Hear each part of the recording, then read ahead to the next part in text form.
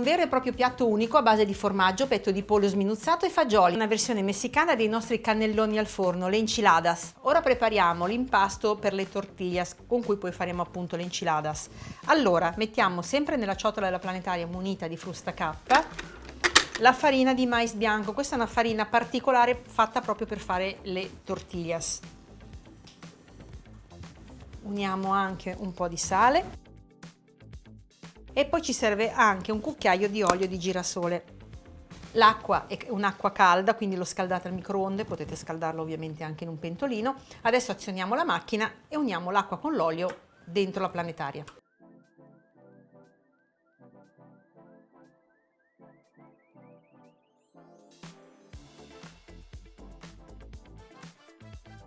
Ecco che il nostro impasto si è unito, si è compattato.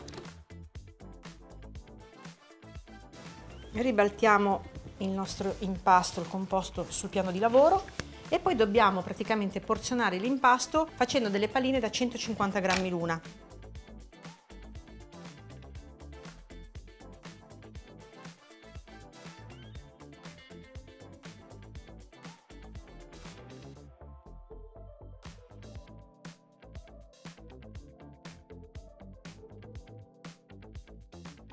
Copriamo la teglia con della pellicola per non far asciugare il nostro impasto e lo lasciamo riposare per almeno 10 minuti. È il momento di cuocere il nostro pollo, che poi andrà sfilacciato una volta cotto. Io lo cuocio nell'acqua con sedano, carote e cipolle, che è un classico italiano. Probabilmente in Messico non faranno così, però per dare un po' di sapore, diciamo, all'acqua di cottura, ecco, ci mettiamo dentro queste cose. Aggiungo anche un po' di sale. Poi ci mettiamo il nostro pollo e lo lasciamo cuocere finché diventa molto tenero, in modo che si possa veramente, una volta raffreddato, sfilacciare con le mani. Ecco, io vi consiglio di farlo raffreddare nell'acqua di cottura, così rimarrà bello tenero. Nel caso lo vogliate scolare, avvolgetelo nella pellicola in modo che non si asciughi troppo, ok? Ecco, adesso copro con il coperchio e come vi dicevo lascio cuocere per un po', ci vorranno almeno un 3/4 d'ora, insomma dipende anche poi da quanto è spesso il vostro petto di pollo, deve essere molto molto tenero. Qui invece in questo tegamino prepariamo la salsa enchilada. Prendiamo dell'olio di semi, uniamo della cipolla tritata e anche dell'aglio schiacciato. Ecco, lasciamo soffriggere almeno per una decina di minuti a fuoco dolce.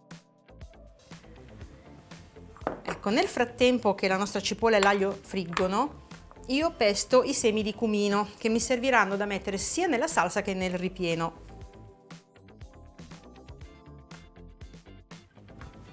E io intanto apro i miei datterini pelati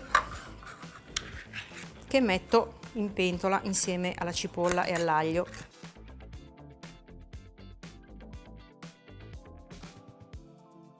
Quindi adesso al nostro sugo andiamo ad aggiungere dello zucchero, poi uniamo il cumino e del peperoncino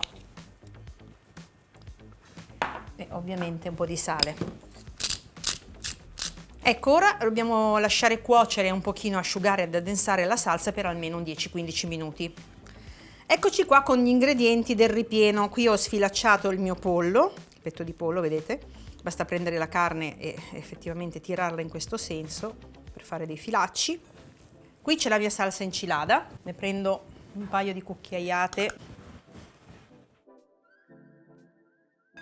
Questa la teniamo per dopo e cominciamo a mischiarla al pollo. Ecco, al pollo uniamo anche il cheddar, che non è proprio il formaggio locale, ma è quello che si avvicina molto a quello utilizzato da loro. Anche i fagioli neri, che sono tipici.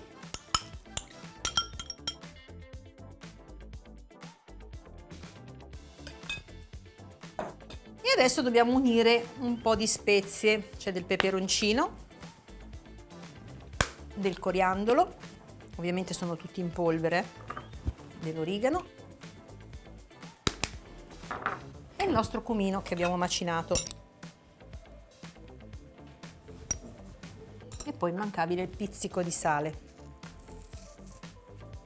Mischiamo. E poi qui ci sono dei peperoncini verdi che sono dolci, che dobbiamo tagliare a metà. Ecco, qui ci sono i semi da eliminare e poi tagliamo a pezzettini.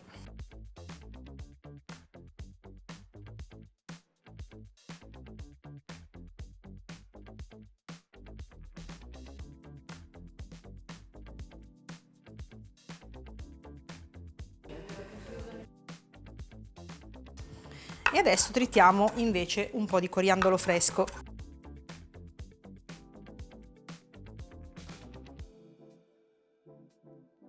Perfetto, il ripieno è pronto.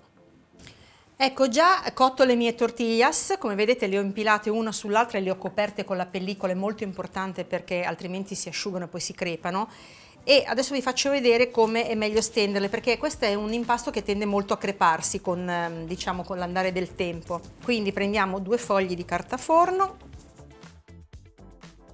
Noi dobbiamo ottenere dei dischi da circa 26 cm, però dobbiamo stenderli un pochino più larghi perché vengano perfetti e poi vanno coppati. È meglio stenderli tra 2 fogli di carta forno perché sul piano magari si appiccicherebbero e non riuscireste poi più a tirarli su integri. Ecco qua. Qui ho un coppapasta da 26 cm.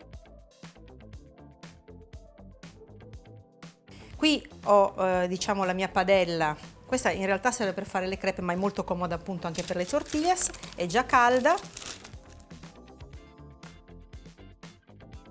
Facciamo cuocere bene la tortiglia da questa parte e poi la giriamo dall'altra. Mano a mano che le cuociamo, mi raccomando, impiliamole una sull'altra così si terranno calde e umide. Ovviamente chiudiamole con la pellicola e poi quando saranno pronte le potremo farcire.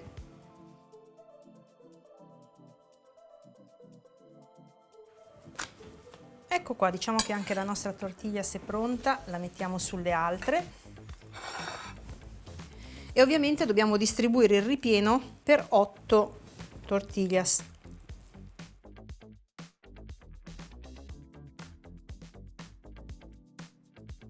Prendiamo un goccio di olio di semi, lo mettiamo sul fondo della teglia, poi ci aggiungiamo anche una cucchiaiata di salsa enchilada, anche un paio.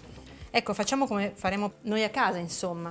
E adesso ci mettiamo all'interno le nostre tortillas ripiene e continuiamo così fino a riempire ovviamente la nostra pirofila.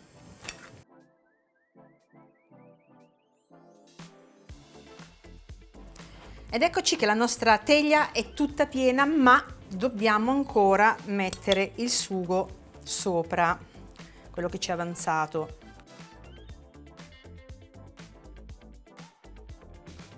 Mettiamola proprio tutta e poi non possiamo non ricoprire col nostro formaggio, ovviamente abbondante.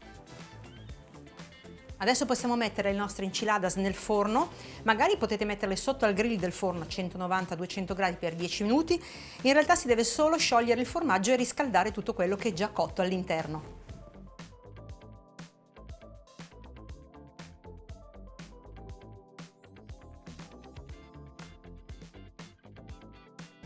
Guardate che bella la teglia di enchiladas, è invitante, vero?